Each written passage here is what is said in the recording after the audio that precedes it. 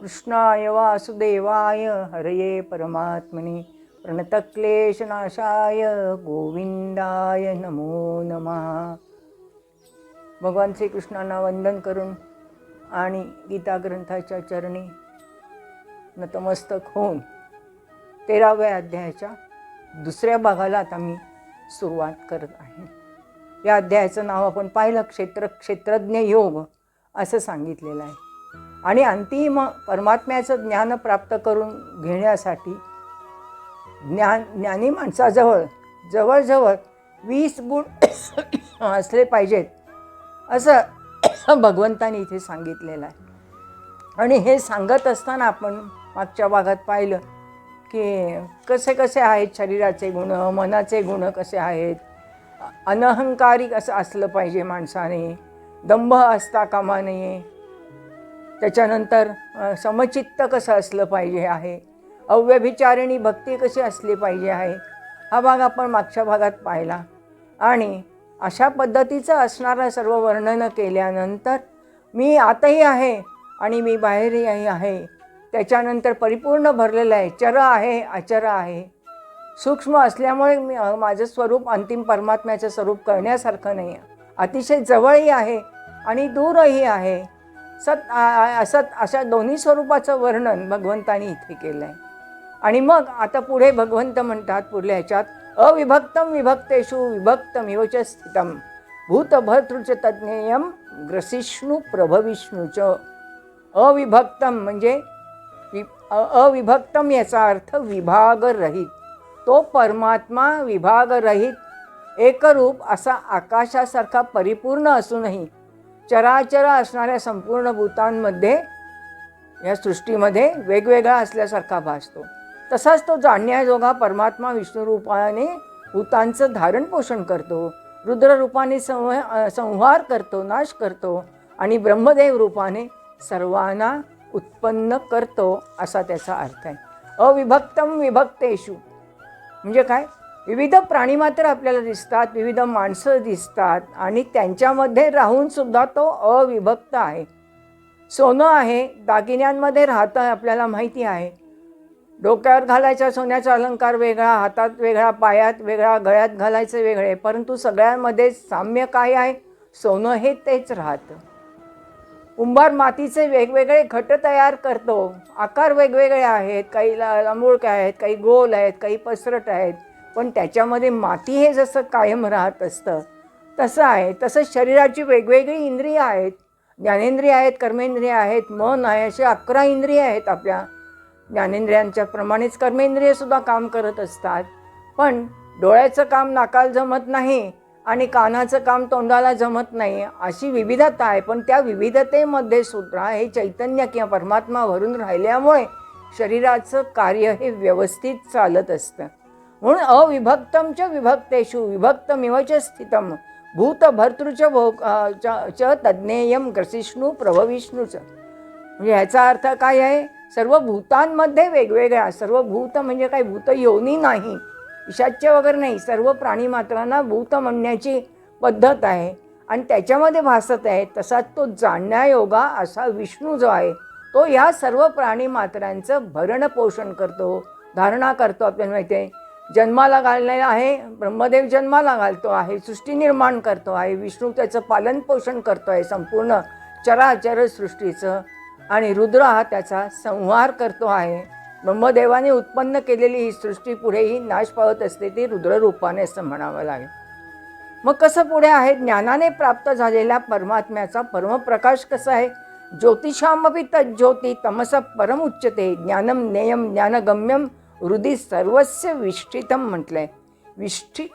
काय विष्ठितम याचा अर्थ विशेष रूपाने राहतं. ते परब्रह्म ज्योतींची ज्योत आहे. ज्योतिषामपि तज्ज्योती तमस परमुच्यते आणि मायेच्या अत्यंत पलीकडे ते जाते. ज्ञानम ज्ञेयम ज्ञानगम्यम म्हटलंय, ज्ञानस्वरूप आहे, ज्ञेय आहे आणि जाणण्यास योग्य आहे आणि तत्त्वज्ञानाने प्राप्त होण्यासारखं आहे आणि सर्वांच्या हृदयात इथे विशिष्ट रूपाने राहतो असं म्हटले. प्रकाशांचा प्रकाश असं आपल्याला म्हणावं लागेल. सर्वांच्या हृदयात आहे, ज्ञान प्रक्रियेमध्ये 3 गोष्टी महत्त्वाच्या असतात. ज्ञेय वस्तू, ज्याचं ज्ञान प्राप्त करून घ्यायचं आहे ते, त्याच्यानंतर जाणणारी म्हणजे ज्ञाता व्यक्ती जी असेल ती, आणि जी वस्तू समोर आहे ती आणि ज्ञाता यांचा नोईंग रिलेशन, यांचं संबंध ही त्रिपुटी असावी लागते. तरच व्यक्तीला हे ज्ञान प्राप्त हे होऊ शकतो. असा जो परमात्मा आहे आणि हे जाणण्यास योग्य आणि तत्त्वज्ञानाने प्राप्त होण्यासारखा आहे. सर्वांच्या हृदयामध्ये स्थिर झालेला आहे, विशेष रूपाने राहिलेले असा त्याचा अर्थ आहे. अशा प्रकारचे क्षेत्र ज्ञान जाणण्याजोगे परमात्म्याचं स्वरूप आता सांगितलं आहे. त्याच्यासाठी 20 लक्षणं सांगितली जवळजवळ ज्ञान प्राप्त करून घेण्यासाठी. स्थितप्रज्ञाची आहेत. पुढल्या अध्यायामध्ये गुणत्रय विभागामध्ये गुणातीताची लक्षणं कशी आहेत ते सांगितलं आहे. म्हणून माझा भक्त आहे इथे क्षेत्रम तथा ज्ञानम नेयम चोक्तम समासता मद भक्त यद विज्ञाय मदभावो योपपद्यते म्हटलं आहे. क्षेत्र तसेच ज्ञान जाणण्यायोगे परमात्म्याचे स्वरूप आहे. तर मी तुला थोडक्यात सांगितले, समासता फार विस्ताराने नाही, थोडक्यात सांगितलं. इन शॉर्ट ज्याला म्हणता येईल, परीक्षेला जसं असतं ना इन शॉर्ट आन्सर लिहा तसं. आणि माझा भक्त हे तत्वतः जाणून माझ्या स्वरूपाला प्राप्त होतो. पुढे कसं कथन केलं आहे बघा. प्रकृतीम पुरुषम चैव विद्यनादी उभावपी विकारांश गुणांश्चैव विद्धी प्रकृती संभवात असं त्यांनी सांगितलेलं आहे. आता प्रकृती पुरुष याचा जो विचार आहे तो आमच्या तत्त्वज्ञानात म्हणजे भारतीय तत्त्वज्ञानात सांख्यदर्शनामध्ये केलेला असतो. प्रकृती आणि पुरुष दोन्ही अनादी आहेत असे तू समज.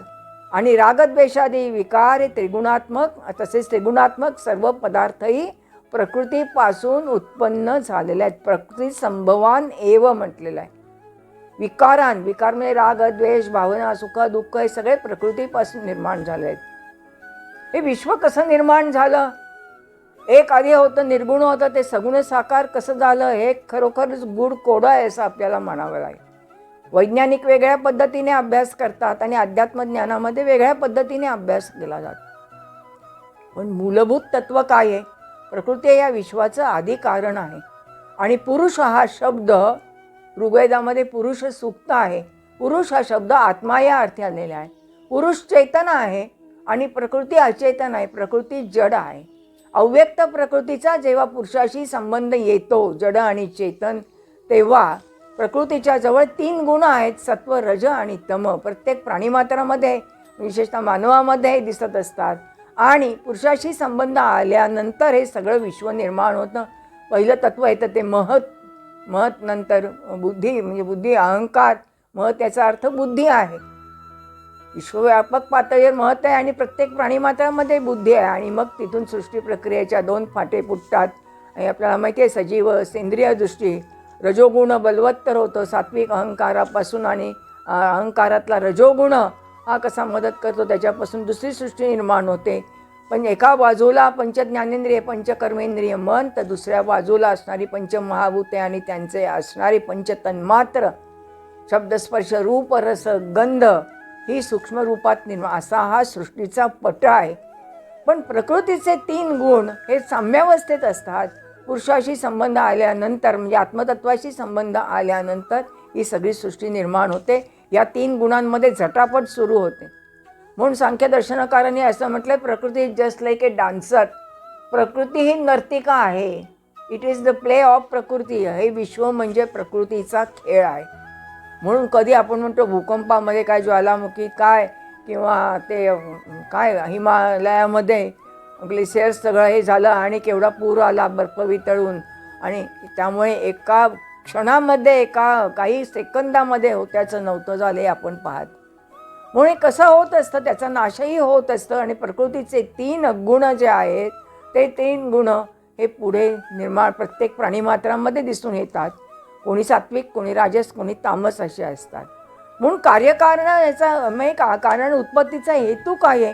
कार्य कारण कर्तृत्व हेतू प्रकृती रुच्यते. पुरुष सर्व दुःखांना भोक्तृत्व हेतू रुच्यते. कर्तृत्व आणि भोक्तृत्व हे काय आहे असं म्हणावं लागेल. कार्य आणि कारण यांच्या उत्पत्तीचं कारण प्रकृती आहे. आणि जीवात्मा सुखदुःखाच्या भोगण्याला कारण असं म्हटलं जात. म्हणजे जसं आपल्याला असं म्हणावं लागेल ना की हे विश्व कसं निर्माण झालं, कारण आहे का त्याला? सांख्यदर्शनकार असं म्हणतात, सांख्यांचाही विचार याच्यात आहे, प्रकृती हे आदिकारण आहे, प्रधान म्हणून पहिल्यांदा आहे म्हणून तिला प्रधान असं म्हटलं जात. आणि तिच्यापासून हे सगळं निर्माण झाल्यामुळे पुरुषाला हे सगळं भोगता येतो असं म्हणावं लागेल.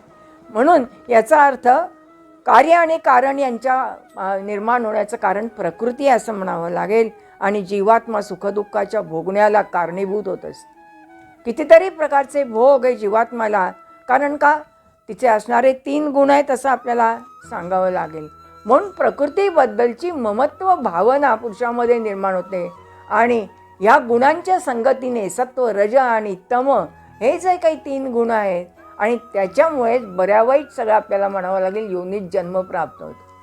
मागे मी मागच्या काही कुठल्या तरी अध्यायात सांगितलं होतं की पापी माणसाला चांगली योनी प्राप्त होत नाही. आणि हे सगळं करत असताना कारण त्याच्यात तमोगुण हा अधिक प्रभावी झालेला असतो. म्हणून माणसाने गीता सामाजिक संदेश देत आहे की तुम्ही अधिकाधिक सात्विक व्हा. तमोगुणाचा प्रभाव आपल्या शरीरावर आणि मनावर होता कामा नये. पुरुष प्रकृतीस्थ ही भुंगते प्रकृतीजान गुणांत कारणम गुणसंगोस्य सदसोद्यो निजमसू असं म्हटलेलं आहे. याचा अर्थ प्रकृतीत राहिलेलाच पुरुष, प्रकृतीपासून उत्पन्न झालेले सत्व, रज 3 गुण त्रिगुणात्मिका प्रकृती आहे. या गुणांच्या संगतीचा बऱ्या वाईट योनीत त्याला हे अर्थातच जन्म प्राप्त होत असतो. प्रकृती ही गुणांवर आहे आणि ते 3 गुण असतात. आणि आत्ताच सांगितलं मी, काही माणसं सत्वगुण प्रधान असतात, काही रजोगुण असतात, काही तमोगुण प्रभाव. ऋषीमुनी सात्विक होते म्हणून त्यांना उत्तम ज्ञान प्राप्त झालं. खून, मारामाऱ्या, दुसऱ्याचं जीव घेणं अशा प्रकारच्या कृती करणारी माणसं तमोगुणी असतात. आणि जी क्रियाशील असतात ती रजोगुणी माणसं, सर्वसामान्य माणसं ही रजोगुणी असतात असं म्हणावं लागेल. आणि म्हणून गुणांची संगतीच या जीवात्म्याला बरे वाईट काय म्हणावं लागेल योनीमध्ये जन्म प्राप्त करून देत असते. मग आता ऐक्य कसं आहे? परमात्मा आणि आत्मा यांच्या ऐक्याचं पुढे प्रतिपादन केलं आहे. उपद्रष्टानुमंताच भर्ता भोक्ता महेश्वरा परमात्मेतीच्या अप्युक्त देहेस्मिन पुरुषपरा असं म्हटलेलं आहे. कसं आहे? उपद्रष्टा आहे. या देहात असलेला आत्मा हा परमात्माच आहे. आत्मा आणि परमात्मा, आत्मानात्म विचारही आलेला आहे याच्यामध्ये. देहात असलेला आत्मा परमात्मा आहे, तोच साक्षी आहे, तो उपद्रष्टा आहे, तो काय म्हणावं लागेल इथे अनुमंता आहे. आणि असल्यामुळे सर्वांचं धारण पोषण करणारा, भरता जीवरूपाने भोगता ब्रह्मदेव इत्यादींचा स्वामी असल्यामुळे महेश्वर शुद्ध सच्चिदानंद घनरूप असा परमात्मा आहे. इथे विशेषण आलेलं आहे उपद्रष्टा. उपद्रष्टा याचा अर्थ साक्षी मात्राने पाहणारा, तटस्थ असं ज्याला म्हणता येईल. आपल्याला माहिती आहे एखादा ड्रायव्हर जेव्हा गाडी चालवतो तेव्हा त्याचं ब्रेककडेही लक्ष असतं, ॲक्सिलरेटरकडेही लक्ष असतं. इतकं त्याचं बोलत असला, गाणं ऐकत असला तरी पण त्याच्या मनावर काही समोरून आलं तरी परिणाम होत नाही. त्याचं काम सरळ गाडी नेणं हे असतं. तसा हा जो परमात्मा आहे तो उपद्रष्टा आहे, साक्षी मात्र आहे, तटस्थपणे काय चाललेलं आहे ते पाहतो. दुसरं म्हटलं अनुमंता आहे. अनुमंता याचा अर्थ अनुमोदन देणारा, संमती देणारा. व्यवहारात पण आपण म्हणतो काय हा विचार मी मांडला आहे, आपण सभेमध्येही पाहतो अनुमोदन देणारी दुसरी व्यक्ती असते, हो मला तो मान्य आहे, मी यांच्या मताला अनुमोदन देतो असं म्हणतो.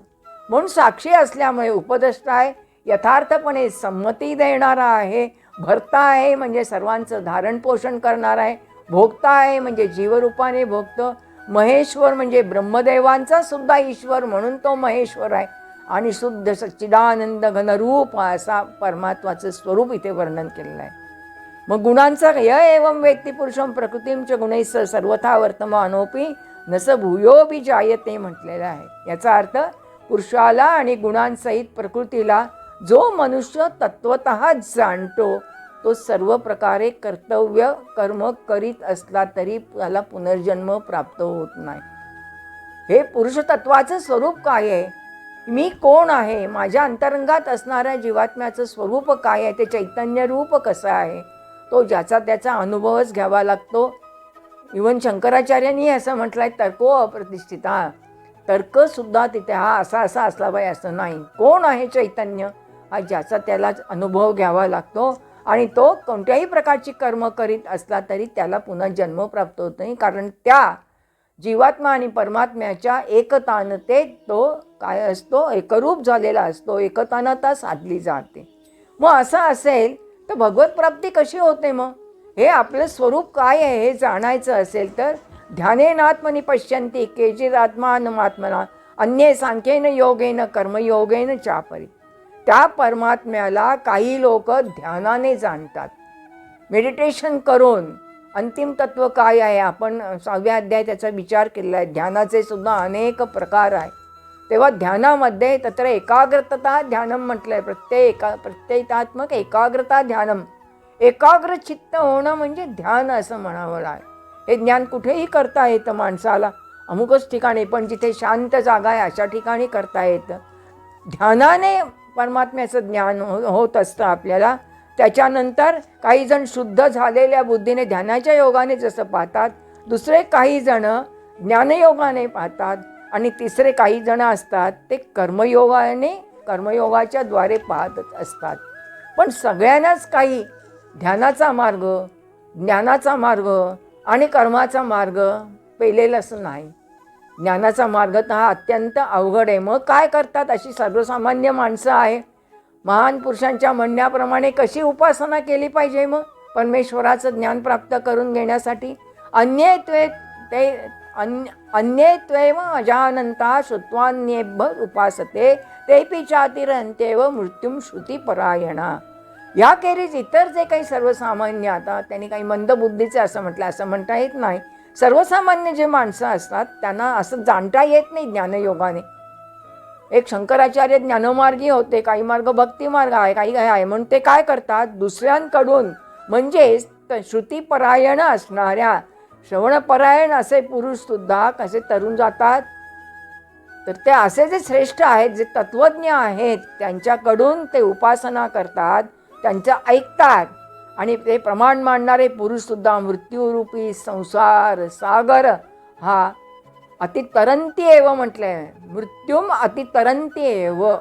भवसागर, मृत्यूरूपी संसार सागर हे तरुण जातात असं म्हणावं लागेल. म्हणजे कसं आहे, श्रवण केलं पाहिजे, ज्ञानयोग ध्यानयोग कर्मयोग साधला नाही, पण तरीसुद्धा आपल्याला असं म्हणावं लागेल कोणत्या मार्गाने जावं लागतं. एखाद्या घरातली काहीतरी यंत्र बिघडल्यानंतर त्या टेक्निशियनला आपल्याला बोलवावं लागतं. मग तो काय फ्रीज असेल किंवा मायक्रो असेल, कॉम्प्युटर असेल, असं बोलवायला लागतं आपल्याला माहिती. म्हणून भांडण झालं कुठेतरी 2 माणसांचं इस्टेटीवरून, भावाभावांचं, तर वकिलाला बोलवायला लागतं, हेही आपल्याला माहिती, त्यांचं ऐकावं लागतं. म्हणून पहिल्यांदा ऐकणं, श्रवण. नवविधा भक्तीमध्ये पहिलं श्रवणम कीर्तनम विष्णू स्मरणम पादसेवनम अर्चनम वंदनम दास्यम सख्यम आत्मन्य. पहिल्यांदा श्रवण. म्हणून कीर्तनाला आणि प्रवचनाला जाताना पहिलं श्रवण करावं लागतं. कीर्तनकाराच्या बोलण्याकडे आणि प्रवचनकाराच्या बोलण्याकडे लक्ष नसेल तर त्याचा काहीही परिणाम श्रोत्यांच्या मनावर किंवा भक्तांच्या मनावर होत नाही. पहिलं श्रवण आहे. हिअर आणि लिसन याच्यामध्ये फरक, हिअरिंग आणि लिसनिंग याच्यात फरक. हिअर म्हणजे नुसतं ऐकतो आणि सोडून देतो. लिसन, अध्यापक मंडळी, शिक्षक मंडळी लिसन म्हणतात, आणि काळजीपूर्वक ऐकावं लागतं. असे जे ज्यांनी अधिकार मिळवलेला आहे ना, सत्कार्य काय झालेलं आहे त्यांच्या हातून, त्या गुरुच्या शोधामध्ये जाऊन त्यांचा जो शिष्य असेल त्याने आज्ञाधारकपणे त्यांचं श्रवणभक्ती तिथे केली पाहिजे. त्यांचा उपदेश ग्राह्य मानला पाहिजे, तरच त्यांना ते मृत्यू संसार सागरातून ते तरुण जाऊ शकतात. मग चराचर प्राण्यांच्या उत्पत्तीविषयी कथन काढले. यावत संजायते किंचित सत्वम स्थावर जंगमम क्षेत्रक्षेत्रज्ञयो न क्षेत्रक्षेत्रज्ञ संयोगा तद्विधी भरतर्षभ. अर्जुना, जेवढं म्हणून मी काही जे ह्या चराचर सृष्टीत प्राणी निर्माण होतात ना, ते सर्व क्षेत्र आणि क्षेत्रांच्या संयोगानेच प्राप्त होतात, उत्पन्न होतात, राहतात आणि नाहीसे होतात. पण नुसतं शरीर, माणसाला अहंकार का निर्माण होतो, माझं शरीर, मी म्हणजे शरीर नाही, हा भाव गेल्यावर माणसाला वेदना, अत्यंत झालेला असाध्य रोग असेल तरीसुद्धा वेदना कमी होतात. मग कसं असलं पाहिजे आहे, कशी आहे, पाहणाऱ्यांची प्रशंसा केली आहे. परमेश्वराला सर्वत्र समभावाने कसं पाहता येईल. समम सर्वेषु भूतेषु तिष्ठन्तं परमेश्वरं विनश्यस्तुं विनश्यन्तं यः पश्यति स पश्यति. जो पुरुष नाशिवंत सर्व चराचर असणाऱ्या या सृष्टीमध्ये कसा आहे, अविनाशी आहे, सर्वत्र समभावाने स्थित असलेला आहे पाहतो, तोच खरे पाहतो असं म्हटलंय. पुन्हा इथे समतेचा सर्व भूतांमध्ये परमेश्वर पाहिला पाहिजे आणि त्याला त्याची जाणीव झाली पाहिजे असं म्हणावं लागेल. डोळसवृत्तीने पाहिलं पाहिजे, सर्वत्र भरून राहिलेला असा. कारण जो पुरुष सर्वांमध्ये समरूप असणाऱ्या अशा परमेश्वराला समान रूपाने पाहतो, तो आपण आपला नाश करून घेत नाही. त्यामुळे तो परमगतीला, पराम गतिम याती, परमगतीला प्राप्त होतो. मी श्रेष्ठ, मीच म्हणजे असं चालत नाही. अंतिम तत्वाचं परमात्म्याचं ज्ञान प्राप्त करून घ्यायचं असेल ना, तर आपल्याला सगळीकडे समान भावाने म्हणून ज्ञानेश्वरांनी पण म्हटलं आहे की जे जे भेटीजे भूत ते ते मानिजे भगवंत. त्याच्यामध्ये प्रत्येकाचा भगवंताचा अंश आहे. वेदांत तेच सांगतं. वेदांतासारखं दुसरं तत्त्वज्ञान नाही अद्वैत वेदांतासारखं, कारण तुझ्यात माझ्यात फरक नाही. रामकृष्ण परमहंस म्हणायचे शरीर म्हणजे खोळ आहे आणि खोळीत जसं कापूस भरतात तसं यात चैतन्य भरून राहिलेलं आहे. खोळ काढली की चैतन्यच राहणार आहे, हे जाणार आहे शरीर, त्याचा अर्थ आहे. म्हणून जो सर्वत्र समबुद्धीने परमेश्वर पाहतो चराचर सृष्टीमध्ये, तोच हा श्रेष्ठ आहे, परमगतीला प्राप्त होतो. पुढे म्हटलेलं आहे प्रकृत्यैव च कर्माणि क्रियमाणानि सर्वश यः पश्यति तदात्मानं अकर्तारं स पश्यति. आत्मा हे सर्वत्र आहे असा त्याचा अर्थ आहे. जो पुरुष सर्व प्रकारची कर्म ही प्रकृतीकडून केली जातात असे पाहतो आणि आत्मा अकर्ता आहे असे पाहतो, तोच खरा अर्थाने पाहतो असं म्हटलंय. यदा भूत पृथक भावम एकस्तम अनुपश्यते तथैव च विस्तारम ब्रह्म संपद्यते सदा. ज्या क्षणी या पुरुषभूतांचे निरनिराळे भाव परमात्म्यामध्ये असतात, परमात्म्यापासूनच सर्वांचा विस्तार होतो असे पाहतो, तेव्हा तो ब्रह्म संपद्यते तदा म्हटलंय. सच्चिदानंद घन ब्रह्माला प्राप्त होत असतो. हे सर्व परमात्म्याने निर्माण केलेलं आहे, माझ्या हातात काहीही नाही. म्हणून अर्जुनाला म्हटलंय निमित्त मात्र, मागच्या अध्यात्मात निमित्त मात्र भव सर्वेच, तू फक्त निमित्त मात्र आहेस. म्हणून अर्जुनाचा अहंकार उतरवला. रथ का जळला? कारण अर्जुनाला गर्व झाला, मीच सगळ्यांना मारलाय, माझं कर्तृत्व आहे युद्धामध्ये. तेव्हा अर्जुनाला कळून चुकलं की हनुमंताचं आणि भगवंताचंही सहाय्य लाभलं आणि म्हणून आपल्याला विजय मिळाला. व्यवहारात माणसाने सामाजिक उपदेश केलेला आहे खरं गीतेने, की यश हे प्रत्येकाचं वैयक्तिक नसतं, त्याला अनेक घटक कारणीभूत झालेले असतात, हेही लक्षात ठेवा. म्हणून सगळीकडे परमात्मा भरून राहिलेला असा भाव निर्माण व्हावा लागतो. अनादित्वाद निर्गुणत्वाद मत परमात्माय मौय्यः अव्ययः शरीरस्थोपि कौन्तेय न करोति न लिप्यते. हे अर्जुना, हे कौन्तेय, अनादित्वात, अनादि असल्यामुळे, निर्गुण असल्यामुळे, अयम म्हणजे हा, अव्यय म्हणजे ज्याला व्यय नाही म्हणजे नाश नाही, असा जो परमात्मा आहे तो वास्तविक तो काही करत नाही, तो लिप्त होत नाही. कसा लिप्त होत नाही? यथा सर्वगतम सौक्ष्म्यात आकाशम नोपलिप्यते. आकाश जे एवढं मोठं आहे त्याला कुठलंही बाधित होत नाही ते कशाने. त्याला तसं म्हणजे घटाकाश असो किंवा मठाकाश असो किंवा घरामधला असणं घराकाश असो, आकाश हे सर्वत्र सारखंच आहे, म्हणजे ज्याला स्पेस असं म्हणतात. ते सर्वत्रावस्थितो देहे तथात्मा नोपलिप्यते, लिप्त होत नाही. तसं देहात व्यापून राहिलेला आत्मा हा कोणत्याही निर्गुण आहे. त्यामुळे देहाचे कोणतेही गुण असो, शब्दस्पर्श रूप इंद्रिय धावत आहेत, कर्मेंद्रियांचे असे कोणतेही असो, वेदना असोत, त्याने आत्म्याला काहीच होत नाही. आत्मा आहे तसाच राहतो. आपण दुसऱ्या अध्यायात आत्मात्मविचारात याचा विचार आपण केलेला आहे. आणि म्हणून कसं आहे अर्जुना, ज्याप्रमाणे एकच सूर्य या ब्रह्मांडाला प्रकाशित करतं, त्याचप्रमाणे एकच आत्मा संपूर्ण क्षेत्राला हे प्रकाशित करत असतं. म्हणून सगळं काही जे आहे ना, अमंगल आहे त्यालाही प्रकाशित करतं. सूर्याकडे काही असा भेद नाही की अमंगल नाही. दिवस रात्र पृथ्वीच्या स्वांग परिभ्रमणामुळे असतात. सूर्य आहे तिथेच असतो. पूर्वीच्या काळी सूर्यही वैज्ञानिकांनी गॅलिलिओने ते खोटं ठरवलं. सूर्य स्थिर आहे ग्रहमालेच्या आणि बाकी सर्व ग्रह फिरता आहे.